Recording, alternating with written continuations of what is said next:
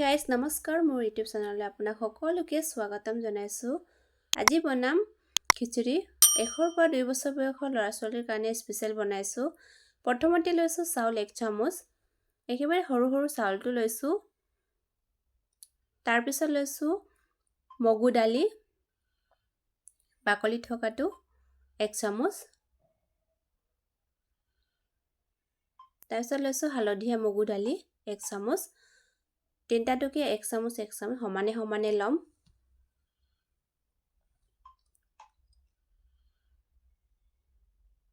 তিনি 4 বাৰ মান ভালদৰে ধুই লম। যদি আপুনি ঘৰৰ চাউল ব্যৱহাৰ কৰে তেনেহলে আপুনি 10-20 মিনিট তিয়াই থৈ দিব। খিচুৰি বনাবলৈ মই চব্জিত ব্যৱহাৰ কৰিছোঁ মিঠা আলু, ফুলকবি, বিলাহী। আপুনি আপোনাৰ মন পছন্দৰ চব্জি দিব পাৰে। কুকাৰ গৰম হৈ আছে, ইয়াতে দিম 1 চামুচ ঘি। তেল দিয়াতকৈ ঘি ব্যৱহাৰ কৰিব লাগে, মই আমুল ঘিটো ব্যৱহাৰ কৰিছোঁ।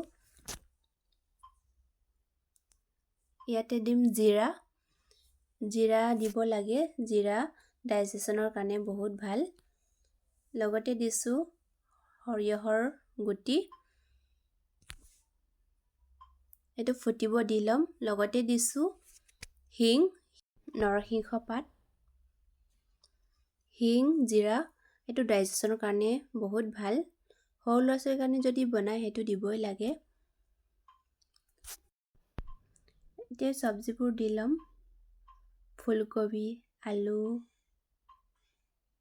মিঠা আলু,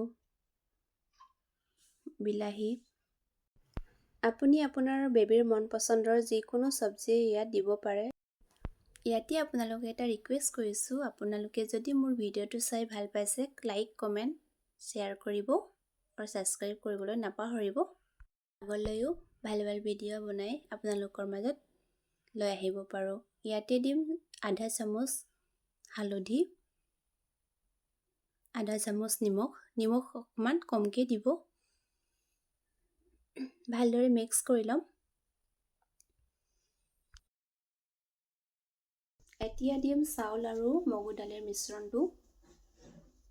যদি আপুনি ঘৰৰ চাউল ব্যৱহাৰ কৰে 10-15 মিনিট মান তিয়াই থৈ দিব চাউল আৰু মগু দালিটো। তেনেকৈ তিয়াই থলে সিজিবলৈ বেছি টাইম নালাগে, কাৰণ ঘৰৰ চাউল সিজিবলৈ অকণমান টাইম লয়, গতিকে তিয়াই থৈ দিব।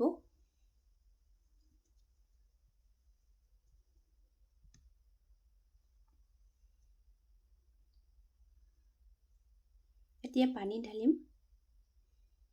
পানী ইয়াত মই 2 গিলাচতকৈ অকণমান কম লৈছোঁ। যদি আপুনি জুইত বনায় পানীৰ কোৱান্টিটিটো অকণমান বেছিকৈ ল'ব। ইয়াতে দিম ধনিয়া পাতা দি কুকাৰৰ ঢাকনি বন্ধ কৰি ল'ম।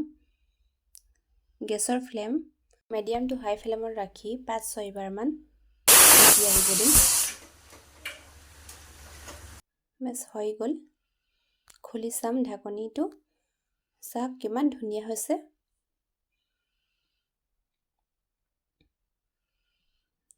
চাব পাৰে কিমান ধুনীয়াকৈ সিজিছে,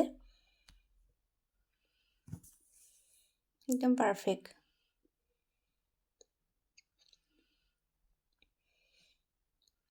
আপোনাৰ বেবী যদি খোৱাত অসুবিধা পায় তেনেহ'লে আপুনি পটেটো মেচাৰেদি এনেকৈ মিক্স কৰি ল'ব, এনেকৈ মিক্স কৰি খুৱাব পাৰিব।